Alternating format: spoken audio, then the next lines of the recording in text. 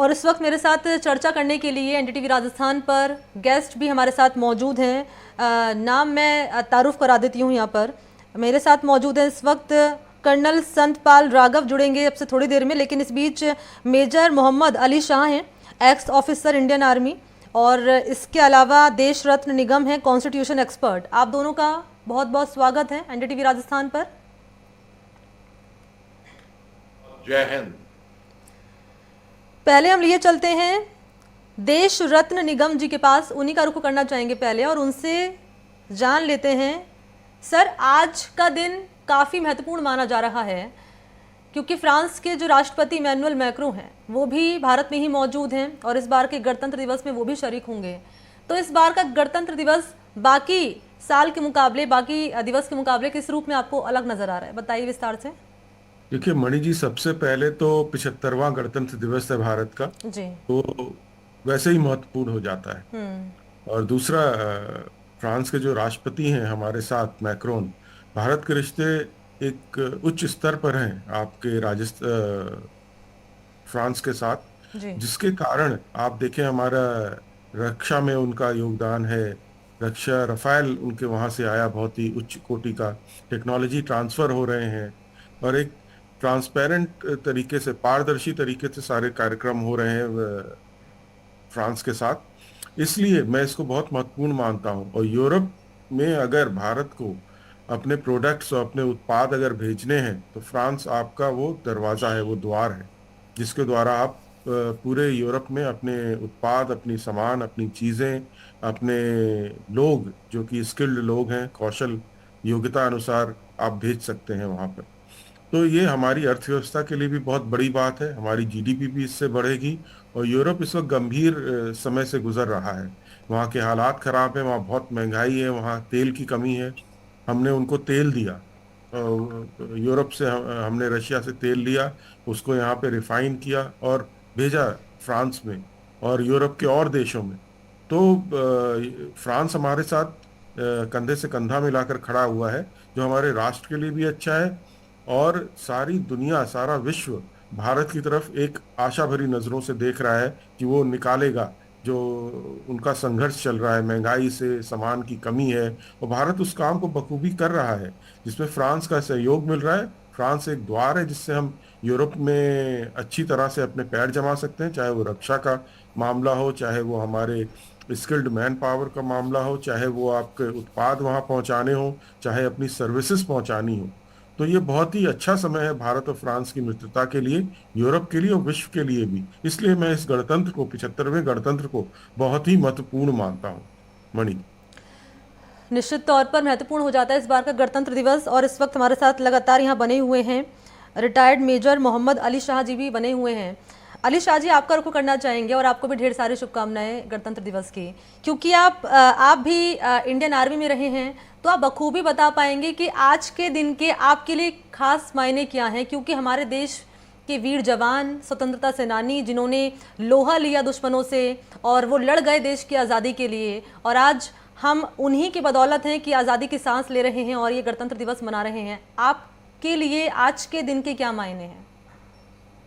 मणि जी, सबसे पहले तो बहुत बहुत शुक्रिया अपने शो पे न्योता देने के लिए, और मैं सारे देशवासियों को बहुत बहुत शुभकामनाएं देता हूं। आज 75वां गणतंत्र दिवस है, ये कि यही जनकी देशमुख साहब ने बताया, यही अपने आप में बहुत बड़ा, बहुत खास है। अच्छा, अब मैं आपको बताता हूं कि खास तौर से हमें, हमारे सारे देशवासियों को ये मालूम होना चाहिए कि आज हम गणतंत्र दिवस अच्छी तरीके से, भले अपने में घरों में, टीवी पे या बाहर कर्तव्य पथ पे, जहां पे भी मना रहे हैं। क्यों मना रहे हैं, कैसे मना रहे हैं? इसलिए मना रहे हैं क्योंकि हमारे देश के जाबाज फौजी अपनी जान की परवाह करे बगैर, अपनी जान पे खेलकर, अपनी जान की बाजी लगाकर हमारे मुल्क के सरहदों की हिफाजत कर रहे हैं। दूर दराज इलाकों में, बर्फीले चट्टानों में, खून जमा देने वाली ठंड में, वहां पे। इसीलिए हम ये इस तरीके से आप झांकियां देख रहे हैं, परेड देखते हैं। आज मेरे को वापस ले जाते हैं, आज से 16 साल पहले, ठीक 16 साल पहले मैंने आसाम राइफल्स का मार्चिंग दस्ता कर्तव्य पथ राजपूत हुआ करता था, उस पर कमांड किया था, और दोनों पांव में फ्रैक्चर थे फिर भी, और हमारे जवान थे पीछे उनके भी। लेकिन जो इसलिए वो जज्बा, वो जोश, वो जुनून आया क्योंकि वो फ्रैक्चर की तकलीफ कुछ भी नहीं है, वो फीकी है। जो जोश कर्तव्य पथ से मार्च करते हुए निकलता है, जो जुनून निकलता है दिल में, जो फीलिंग आती है, वो मतलब वो अनमैच्ड है। दुनिया भर की कोई भी ताकत उसको आप पे इसे मैच नहीं कर पाती है। दूसरी बात, हम एक सटल तरीके से एग्जिबिट भी करते हैं हमारे दमशम को, हमारे गमखम, हमारे जो ताकत है। दुनिया वासियों, सारे देशवासियों नहीं, दुनिया वासियों देखें कि हिंदुस्तान के पास ये ताकत है, हम ये काबिलियत है, हमसे जो टकराएगा चूर चूर हो जाएगा। तो हिंदुस्तानी भी देखते हैं और हमारे पड़ोसी भी देखते हैं, अच्छा भैया ये है हिंदुस्तान के पास। तो बेसिकली आज का दिन बहुत खास है और हमको शुक्रगुजार होना चाहिए उन्होंने जिन्होंने अपना खून पसीना बहाया है हमारी आजादी के लिए, हमारे वीरों के लिए, हमारे जाबाज फौजियों के लिए। जय हिंद जो बोलते हैं, जय हिंद का नारा ये आईएनए सुभाष चंद्र बोस साहब, उनके ग्रैंड नेफ्यू का मैं अभी हाल ही में मैंने इंटरव्यू लिया था 2 दिन पहले, जब उनकी एनिवर्सरी थी। भाई जय हिंद हम बोलते हैं, ये किसी भी क्षेत्र से नहीं है, किसी कास्ट, क्रीड, रिलीजन, रीजन से नहीं है, ये मुल्क का है। तो हम सब के सब को फख्र होना चाहिए कि हम हिंदुस्तानी हैं। और आज की तारीख में एक सेरेमोनियल कैप आप अक्सर फौजियों को देखेंगी, साइड कैप, मुझ जैसे रिटायर्ड वेटरन जो, मेरी भी साइड कैप है, अभी मैंने फिलहाल पहनी नहीं। और यहाँ पे आप मिनीचर मेडल देखेंगे, ये हमने फौज में जो हमने कमाए हैं, तो ये हम वेटरन्स को ऑथराइज होता है आज के दिन सेरेमोनियल परेड में या सेरेमोनियल डे पे ये पहनना। इसके अलावा डेविड मैक्रून साहब जो हमारे मुख्य अतिथि आए हैं, उनको मैं कहूंगा बोनजो कोवतालेबू सर।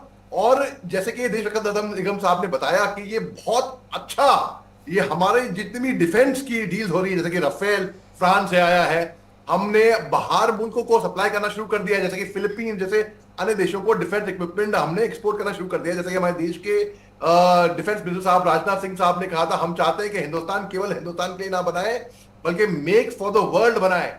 उस तरीके से हम लोग आत्मनिर्भर हैं, हम एक ऐसे पायदान में खड़े हैं कि दुनिया भर की नजरें हिंदुस्तान पे आज की तारीख में टिकी हुई हैं, सब देख रहे हैं। और हमारे इस जश्न में दुनिया भर के लोग शरीक हुए हैं इसमें, तो ये बहुत ही खुशी की बात है। दोबारा सबको मैं बोलता हूँ भाई बहुत बहुत बधाई दोबारा, जय हिंद। देश रत्न सर का रुख करना चाहेंगे और देश रत्न सर से समझना चाहेंगे, सर 26 जनवरी की तारीख ही क्यों चुनी गई, जरा बताएं हमारे दर्शकों को, क्योंकि 20 साल बाद हमारा जो देश का संविधान है वो बनकर तैयार हुआ, 26 जनवरी की तारीख ही क्यों चुनी गई है? देखिए, हमारा जो 1930 में जो कांग्रेस का सम्मेलन हुआ था, उसमें 26 जनवरी को पूर्ण स्वराज का वो नारा दिया गया था, इसीलिए 26 जनवरी चुनी गई और ये बहुत महत्वपूर्ण है। और देखिए, मैं एक बात आप लोगों को बड़ा साफ तौर से बताना चाहता हूँ, कांग्रेस एक मूवमेंट और कांग्रेस एक पार्टी अलग अलग चीज़ है। कांग्रेस उस वक्त एक मूवमेंट था, एक आंदोलन था राष्ट्र की आज़ादी के लिए, स्वतंत्रता के लिए, जिसमें सभी, जिसको रंग कहते हैं, सबने उसमें हिस्सा लिया और उसमें कोई विचारधारा का भेदभाव नहीं था। जिसकी कोई भी विचारधारा हो, सबने आके इसमें अपना योगदान दिया, जिस कारण से हम आज स्वतंत्र हुए और हमें गणतंत्र मिला। गणतंत्र का मतलब होता है सरकार जो कि जनता द्वारा हो, जनता के लिए हो, जनता ही सब कुछ उसमें सर्वोपरि होती है। तो इसलिए ये बहुत महत्वपूर्ण हो जाता है 26 जनवरी की डेट, जिसको हम सुप्रीम कोर्ट में हम लोग भी इसको बहुत अच्छे तरीके से मनाते हैं। पेशे से मैं अधिवक्ता भी हूँ, तो इसलिए मैं इसका महत्व समझता हूँ कि उस दिन हमें कॉन्स्टिट्यूशन मिला, अपना संविधान मिला, जिसमें लोगों के अधिकारों की, जिम्मेदारी की लिखित तौर पर जनता ने, और हमारी कॉन्स्टिट्यूएंट असेंबली है जिसने दिया भारत को, उसी से हमारी सरकारें चलती हैं, उसी से कानून बनते हैं, उसी से कानून को टेस्ट भी किया जाता है कि वो संवैधानिक है कि नहीं है। तो ये इतनी महत्वपूर्ण बात है कि जो भी आप भारत का शासन देखते हैं 1950 के बाद, तो वो सारा का सारा शासन जो है वो हमारे इसी 26 जनवरी को वो हमारे कॉन्स्टिट्यूशन में आया। और अगर आप देखें इसकी महत्वपूर्ण बातें, बहुत सारे कानून हमारे सुप्रीम कोर्ट ने निरस्त किए, उसको बोला कि गैर संवैधानिक है। वो कैसे हुए? इसी संविधान को जो 26 जनवरी को आया। तो ये महत्वपूर्ण है। भारत आज जो विकसित राष्ट्र बन रहा है, आगे बढ़ रहा है, नारी सशक्तिकरण हो रहा है, आत्मनिर्भरता की ओर जो बढ़ रहा है, वो इसी संविधान की वजह से है। इस संविधान में जो भी कमियां त्रुटियां पाई जाती हैं, उसमें संशोधन किया जाता है, समय अनुसार उसको बदला जाता है। तो बड़ा लचीला है हमारा संविधान, इस तरह से बनाया गया है कि आगे अगर कभी, जैसे पीढ़ियां बदलती हैं, समय बदलता है, उसमें बदलाव की जरूरत होती है, तो वो इतना लचीला है कि वो भारत की जनता को मौका देता है कि उस संविधान में बदलाव करे समय अनुसार, और भारत को एक विश्व गुरु बनाने की तरफ ले जाए। तो सारी सारी चीजें हमारे संविधान में है जो हमें 26 जनवरी को मिला। मणि जी। मोहम्मद अली शाह जी, मैं आपसे समझना चाहूँगी, क्योंकि आप रक्षा विशेषज्ञ भी हैं और इस बार की जो थीम है गणतंत्र दिवस की रखी गई है विकसित भारत और भारत लोकतंत्र की मातृका, क्योंकि इस बार के गणतंत्र दिवस में फ्रांस के राष्ट्रपति इमैनुअल मैक्रों भी शामिल होंगे। तो आपको क्या लगता है कि जो मुलाकात हो रही है दोनों ही देशों के बीच में मुलाकात हो रही है, और ऐसे में क्या लगता है कि इस मुलाकात के बाद किस रूप में विकसित भारत का जो खाका है वो खींचा जाएगा, आपसे समझना चाहूँगी मैं। आपका बड़ा अच्छा सवाल है मनीष जी। देखिए, फ्रांस एक तरीके से मैं कहूंगा एक ऐसा लिंक है जो हमें यूरोप से खास तौर से कनेक्ट करता है। यूरोप के जितने भी मुल्क हैं, हमारी क्योंकि हमारी मित्रता, हमारी दोस्ती, खास तौर से रूस से तो बहुत ही जबरदस्त हमारी दोस्ती है। हमारे 75 साल से रिश्ते रहे हैं हमारे रूस से। और फ्रांस ये अहम भूमिका निभाते हैं हमको यूरोप से लिंक करने का।